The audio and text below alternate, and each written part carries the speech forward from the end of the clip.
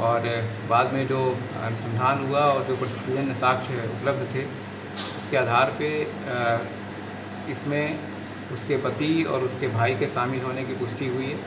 और गोड़ लगतनी समाचार बटुए बक्सर से रिपोर्टर बानी रोहित ओझा जी। खबर के हेडलाइन सुनी। चौकीदार के लड़का के ठिकाना लगावे वाला वांटेड अपराधी भइल गिरफ्तार। बक्सर में टॉप 10 के लिस्ट में बटुए शामिल। खबर का बात सब बताई भोजपुरिया समाचार। एसपी साहेब के बयान भी सुनाई भोजपुरिया समाचार। चैनल पर नया बानी तो बेल आइकॉन के बटन दबा के सब्सक्राइब कर ली। फेसबुक पेज को देखतानी तो फॉलो कर ली। बक्सर के देवढ़िया में चौकीदार के लड़का के ठिकाना लगावे यानी कि मुआवे के मामला में फरार आरोपी के पुलिस गिरफ्तार कर ले बिया। ई कार्रवाई गुप्त सूचना के आधार पर सरेंजा गांव के भीरी भइल बटुए। बक्सर एसपी प्रेस वार्ता के माध्यम से जानकारी दिहनी। बतैनी कि राजपुर थाना में टॉप 10 अपराधी के लिस्ट में एकर नाम शामिल रहे। एकर तलाश पुलिस के 4 महीना से रहे। राजपुर थाना क्षेत्र के देवढ़िया गांव में 29 जून के भइल चौकीदार के बेटा के हत्या मामला में शामिल आरोपी उमेश पासवान वांछित रहे। उमेश के खिलाफ पहले भी कई गो थाना में आपराधिक मामला दर्ज बा। जिला के पुलिस एकरा के बड़ सफलता मान रहल बिया। 29 जून के देवढ़िया गांव के चौकीदार बिरजू पासवान के मुखबिरी के आशंका से खार कइले अपराधी 8 के संख्या में घर में घुस के अंधाधुंध गोली चलावे शुरू कर दिल रहन। गोली लागे से चौकीदार के लड़का टुनटुन पासवान के जगह पर कहानी साफ हो गई रहे। एक बाद कार्रवाई करत पुलिस 6 लोग के हथियार के साथ गिरफ्तार करके जेल भेजते रहे। उमेश पासवान पुलिस के चकमा दे के भागे में सफल रहत रहे। बक्सर एसपी बतैनी कि पुलिस के सूचना मिलल कि जिला के टॉप 10 अपराधी में शामिल एगो अपराधी जौन की पूर्व में चौकीदार पुत्र हत्याकांड समेत कई गो अपराध में शामिल बा उ सरेंजा के भीरी देखल गईल बा। गिरफ्तारी खातिर टीम गठित कईल गईल जौना में सदर डीएसपी धीरज कुमार, राजपुर थानेदार संतोष कुमार, डीआईयू प्रभारी यूसुफ अंसारी शामिल रही। इनका द्वारा सरेंजा गांव के आसपास जाल बिछा के छापेमारी कईल गई। एह दौरान उमेश सरेंजा मोड़ के भीरी होखे के सूचना मिलल।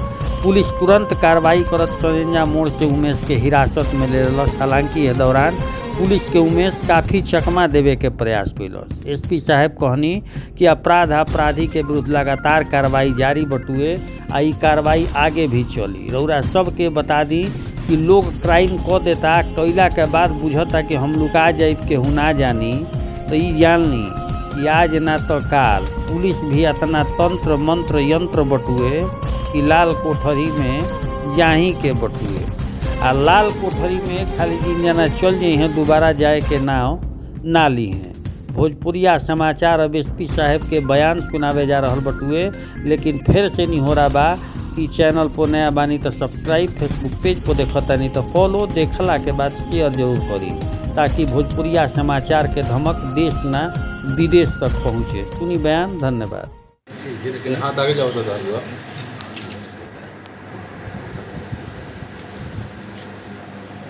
ये जून के महीने में एक घटना हुई थी जिसमें चौकीदार के घर पे घुस के उसके बेटे की हत्या की गई थी और एक अन्य बच्चे को भी गोली लगी थी। उस कांड में वांछित अभियुक्त उमेश पासवान था। ये बहुत दिनों से इसकी गिरफ्तारी का प्रयास चल रहा था, इसकी गिरफ्तारी नहीं हो पाई थी। इस पर वो हत्या का कांड के अलावा अगले दिन उसके यहाँ से आम से बरामद हुआ था। उस दिन भी ये भागने में सफल रहा था।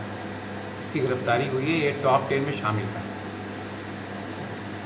ठीक, तो ये टॉप 10 का अपराधी है और इसके विरुद्ध में इसके द्वारा गिरफ्तारी की है। सर एक मामला गबन का आरोपी डुमराव में पकड़ा गया था। सर क्या वो मामला है और किस केस कैसा वो कितना केस उस पर है? ये अजीत कुमार है, ये बीज निगम का। इस पर 7 कांड हैं। इस पर किसानों का पैसा गबन करने का केस है और जो एलिगेशन थे उसके हिसाब से करोड़ों रुपए का गबन इसके द्वारा किया गया है। जो इस पर एलिगेशन से जो केसेस चल रहे हैं। कैसे गिरफ्तारी हुई सर, क्या हो? इसमें टीम गई थी और इसको मुजफ्फरपुर से पकड़ के टीम लाई गई। किस थाने में कितना केस है सर? इसके 4 केसेस टाउन थाना में है और 3 मुराद थाना में। कैसे सर केस, मतलब किसका मामला कैसा सर, किसका? सारे फॉर्जरी के फ्रॉड के केसेस हैं। सर औद्योगिक थाना क्षेत्र अंतर्गत डबल मर्डर का खुलासा कर दिया गया है, कैसे है? 18 तारीख को घटना हुई थी जिसमें एक महिला और उसकी छोटी बच्ची की हत्या उसके रूम में ही की गई थी। तो शुरू से ही ऐसा लग रहा था कि इसमें कोई नज़दीक का आदमी ही शामिल है।